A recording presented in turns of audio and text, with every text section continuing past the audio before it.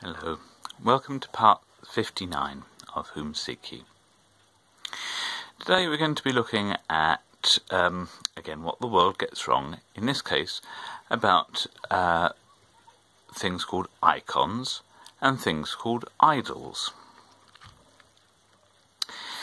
Now, this is quite a contentious subject in Christianity, because a lot of the Protestants dislike the use of icons. Well, what is an icon? Well, I've got a little tiny collection of them, but this is an icon example.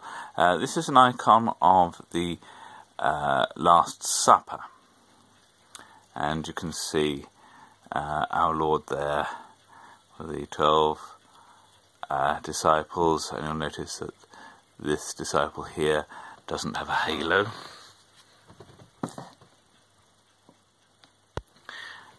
And you know why. But that's what an icon is.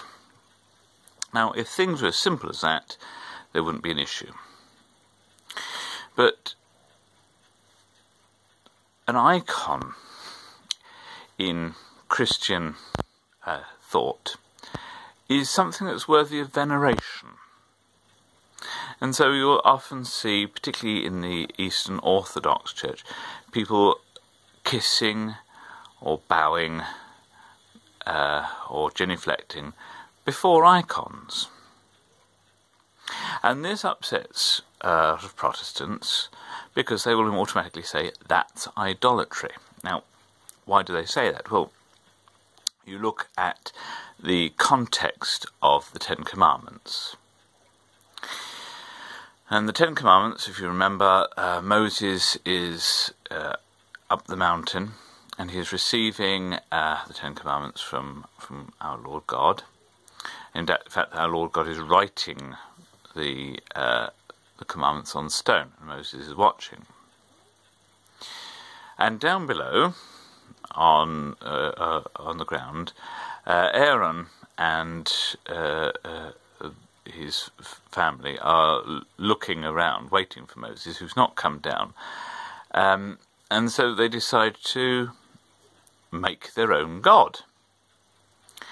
They think that God looks like a golden calf, and so they take off all their jewellery and make this beautiful golden calf, and that's what they worship. They think that's God. Meanwhile, up the mountain, God has said, "Thou shalt not make for thyself any graven image. You shall not bow down to it nor worship it." Well, down below, they're going potty in a sort of revelry of worship of this golden calf, and so that becomes a problem. The calf isn't God. The calf in no way resembles God. There's no way that we can understand God as the product of a cow. Speed forward to the book of Numbers, and we learn about a plague of serpents that's affecting the Israelites. God commands Moses to make a serpent out of brass, so that when you hold it up, you will see the serpent, and you'll immediately be cured of your sting of your poisonous bite from this serpent. And then we move a long time to the time of King Hezekiah, who notices that people are worshipping the bronze serpent. And God is not a serpent. So what does he do? He takes the bronze serpent and breaks it up, destroys it. Indeed, Hezekiah, if you look in the second book of Kings, if you look at Hezekiah, he is notorious for destroying idols. So here is where we find the problem. The church faces problem with the idea of icons. And what has been happening for a good long time, is that people were drawing pictures of our Lord. doing mosaics. And then they started venerating them, bowing to them. And certainly about the time of the late 8th century, there were various what are called iconoclasts, breakers of icons, who would smash all the images and destroy them. And the consequence was that they knew something was wrong. The church knew something was wrong with that. God is not a golden calf. God is not a serpent. But God became man. And if God became man, he can be depicted in a picture. Now, we may not have perfect likeness, we don't have photographs of our Lord Jesus Christ, but we do have pictures that depict him. Now, if you think about photographs, you see your mother in a photograph, and your heart leaps. Perhaps you even kiss your photograph.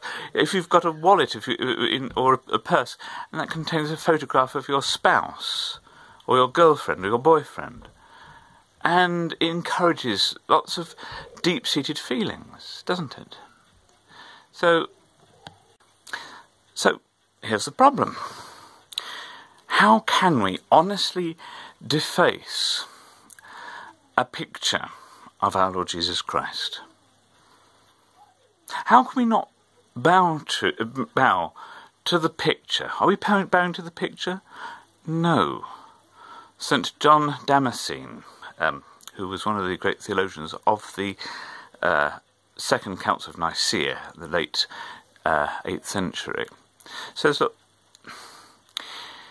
if you were to kiss an image, what are you actually kissing? Are you kissing the wood, or are you directing that kiss to the picture in that image? If you are bowing to that image, are you bowing to that piece of wood, to the painting, to the paint on the configuration of the paint, or are you bowing to the person depicted? Now, if we believe that Jesus became man, that God becomes man in our Lord Jesus Christ, then we don't just have a picture of a human being, we have a picture of God himself. Because Jesus can't be separated into divine bit and human bit. That can't happen. He's indivisibly divine and human. So to say that we are worshipping the image is not right. We're worshipping the person depicted, even if it's a very poor picture. I mean, you can have a wonky photograph of your parents, all blurred, but you still know it's your parents. And so we worship the person depicted, our Lord Jesus Christ. We venerate Our Lady, Queen of Heaven, in the icon, because we have an affection for her as the Queen of Heaven. Likewise the saints. So it's not just a graven image. It's not something that's necessarily forbidden in the commandments. Remember, the commandments are written in a context, and that context is trying to depict God as something that he isn't. And then we have the incarnation of our Lord Jesus Christ as a man.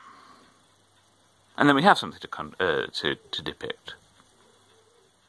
And so, you see, in icons and indeed in statues and things like that, we see beyond the material that is made, and we look to the person that it depicts. And therefore we bow, we kiss, we venerate, and like this wonderful icon here, we think about the lessons that are learnt.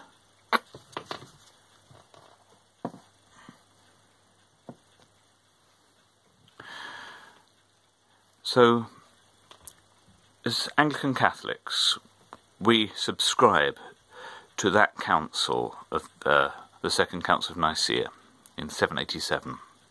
We subscribe to it and its doctrine. And its doctrine is that you can worship not the image itself, but the person depicted in that image. You can worship the God, our Lord Jesus Christ, depicted in what we see. And if that image causes us to bow and to reverence, that worship doesn't go to the wood, doesn't go to the paint, doesn't even go to the configuration of paint on wood. It goes to God himself. That's what an icon is. And it's very, very different from an idol. We are not idolaters. We are iconodules. We like and use icons to see into heaven itself and gaze upon God. So God bless you. God bless you if this whole idea still confuses you. God bless you that you may see the reality of icons as being windows into heaven. God bless you if you use them already, that they may strengthen your faith and knowledge of what is real and yet lies beyond. And God bless you that one day you too may be depicted in icons in the great iconography of heaven.